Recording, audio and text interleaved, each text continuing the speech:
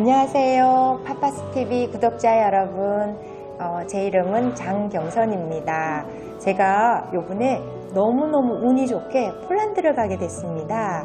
8월 25일 날 떠났다가 3개월간 머물고 11월 23일 날 제가 돌아옵니다. 제가 폴란드를 가게 된 이유는 제노사이드, 대량학살에 대해서 한 5, 6년 공부를 하고 있었는데 대량학살의 제일 큰 게 홀로코스트잖아요. 그래서 홀로코스트를 조금 보고 싶었어요. 아우슈비츠가 폴란드에 있거든요. 또 독일 베를린에 가서 어떤 수용소라든가 이런 쪽들을 좀 둘러볼 거예요. 저는 주로 역사 동화를 좀 많이 쓰고 있어요. 주로 일제강점기랑 한국전쟁, 그리고 이제 조금 더 나아가서 지금은 제노사이드라고, 그게 우리말로 하면 대량학살이거든요. 그러니까 이렇게 좀 다 통틀으면 평화랑 관련된 책을 조금 쓴다고 보면 될 것 같아요. 네. 사실 좀 또 근현대다 보니까 가슴 아픈 일들 이런 것들이 좀 더 많아요. 그런데 그런 부분들을 이상하게 또 더 관심이 갔던 것 같아요. 네. 아마 제가 좀 기득권이 아니라 평범한 중에서도 조금 더 어떻게 보면 주목받지 못하는 그런 삶을 살았기 때문에 이런 사람들 쪽에 더 관심이 간 것 같아요. 네. 그 전에 저희가 역사올레라고 작가들이 모여서 파주의 근현대 역사올레를 조금 돌았어요. 그래서 파주, 3.1운동과 파주, 한국전쟁과 파주, 미군 부대와 파주, 또 의병과 파주 이야기, 임진강과 파주 이야기, 이런 쪽 계속 그걸 역사올레를 했었거든요. 그러다 보니까 이제 작가들끼리도 공부를 조금 하게 되고, 파주에 대해서 중앙도서관이랑 저희가 작업을 조금 하게 된 거예요. 장파리일 때도 계속 돌았으니까, 그러면서 리비교랑 장파리에 대한 책자를 조금, 사진 책자를 좀 내보자, 이렇게 된 거예요. 장파리에 살아계신 어르신들, 리비교를 건너 다녔던 어르신들과 조금 인터뷰를 하면서 그렇게 책을 내게 된 거예요. 살아계신 분들이 연세가 굉장히 많으시고, 또 곧 이제 어떻게 보면 이제 죽음을 앞두신 이런 어르신들이 되게 많았어요. 그래서 마을을 제대로 알기 위해서는 그분들과 이야기를 나누고 책으로 쓰는 것, 이렇게 글로 좀 남기고 이러는 것들이 되게 필요하다라는 생각들을 하면서 저희가 그 장마루촌, 리비교와 장마루 사람들 그 책을 내게 된 거예요. 되게 의미 있었던 것 같아요. 네. 그래도 장파리니까 리비교가 지금은 사라지고 새로운 다리가 놓였지만, 리비교가 저는 제일 의미 있었던 것 같아요. 53년도에 만들어진 다리잖아요. 전쟁 때 만들어진 다리인데 위험하다고 해서 상판을 뜯어냈더니만 상판 안에 글씨들이 적혀 있었던 거예요. 조국 통일, 고향에 가고 싶다, 이런 것들이 적혀 있어서 일단 상판을 뜯어내고 상판만 놓으면 이 다리를 쓸 수 있을 거라고 생각을 했었거든요. 그런데 그 시공사가 교각에도 문제가 있다라고 얘기를 한 거예요. 그러면서 이 리비교 다리가 없어져 버린 거예요. 리비교가 있는 줄도 모르고, 그냥 이름이 리비교구나, 아니면 북진교라고 했잖아요. 그냥 그 정도만 알지 리비교에 담긴 이야기를 모르는 것 같아요. 어르신 한 분 중에 그 백이박 어르신이 있어요. 그러니까 미군 위안부 어르신이죠. 리비교를 건너서 그 미군 병사들을 만나고, 어떻게 보면 그곳이 자기의 또 그 삶의 터전일 수도 있는 거거든요.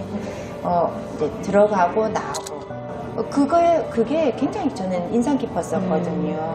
그리고 수많은 농부들이 그 다리를 건너서 농사를 지으러 가고, 또 그 이전에는 또 어떻게 보면 전쟁 무기나 물자들을 실어 나르는 트럭들도 왔다 갔다 하고 굉장히 의미 있는 다리였어요. 근데 좀 역사를 알면 그 다리에 대해서도 사랑하게 되고 마을에 대해서도 좀 사랑하게 되는 것 같더라고요.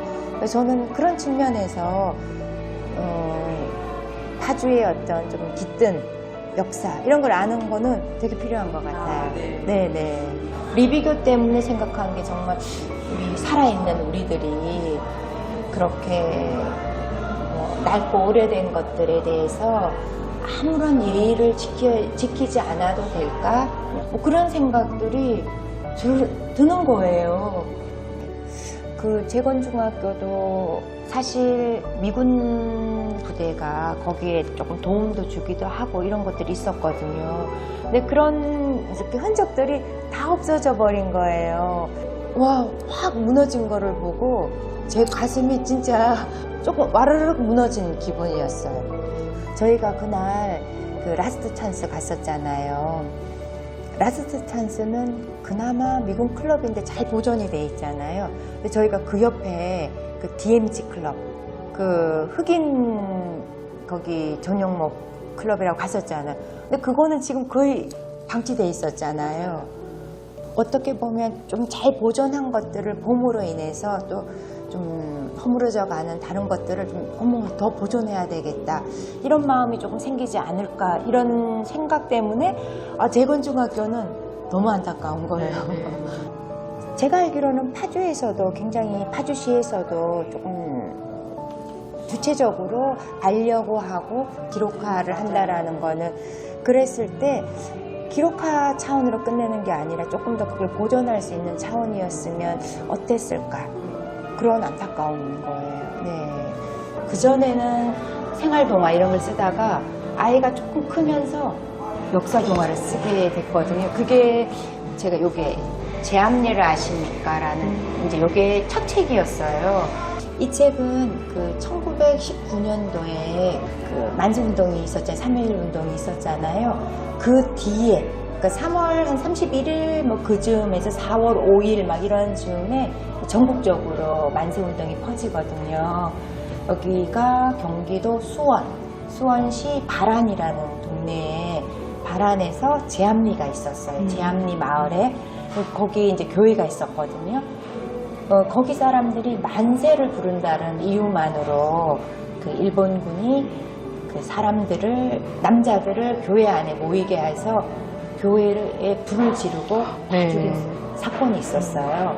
이제 얘가 나카무라라는 일본인 아이예요. 얘는 이제 연하라는 아이인데 두 아이가 주인공이거든요. 그랬는데 그 시점에 어떻게 보면 가해자인 일본은 아이를 화자로 내세우고 주인공으로 내세웠다라는 게 조금 독특했나 봐요. 네네. 그래서 많은 분들이 그걸 기억해 주시더라고요.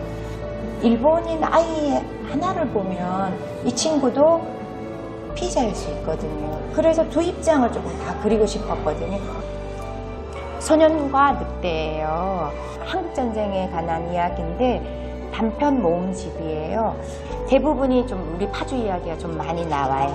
네네. 그래서 이 책은 저희 파주 분들이 좀 읽으면 좋겠다는 생각을 하는데 또 출판사도 파주에 계신 출판사고 사격장 가는 길 같은 경우가 그 어떻게 보면 장파리도 미군이 주둔하면서 그 마을 안으로 탱크가 지나가고 막 장갑차 지나가고 그런 것들이 되게 많았거든. 그래서 피해를 되게 많이 입었단 말이에요. 그 이야기, 사격장 가는 길이.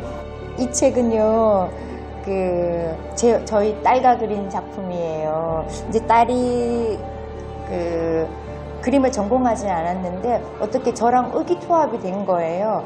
이 이야기는 제목에서는 꼬마 이러니까 이 꼬마를 얘기하는 것 같지만 사실은 이 책은 히로시마에 1945년 8월 6일 히로시마에 떨어졌던 핵폭탄 이름이 리틀보이예요. 네, 리틀보이를 이제 우리말로 하면 꼬마잖아요. 그래서 그 리틀보이 이야기예요. 가슴 아픈 이야기지만 여기에 보면 처음에는 이렇게 일본인 소년과 소녀가 마주보고 좀 있잖아요. 근데 결국에는 소녀는 이렇게 살아남았어요. 그렇지만 그림책은 이렇게 끝까지 다 봐야 되는 거예요. 마지막엔 소녀도 지금 민들레만 남아있게 되는 부분들이거든요. 조선도 그 당시에 어떤 7만 명이라는 강제징용으로 끌려갔거나 뭐 그냥 또 돈을 벌기 위해서 갔던 이런 사람들도 히로시마와 나가사키에 엄청난 온폭 피해를 겪었다라는 부분들을 이 책을 통해서 저는 조금 얘기하고 싶었어요. 네. 파파스 TV 구독, 좋아요 눌러주세요.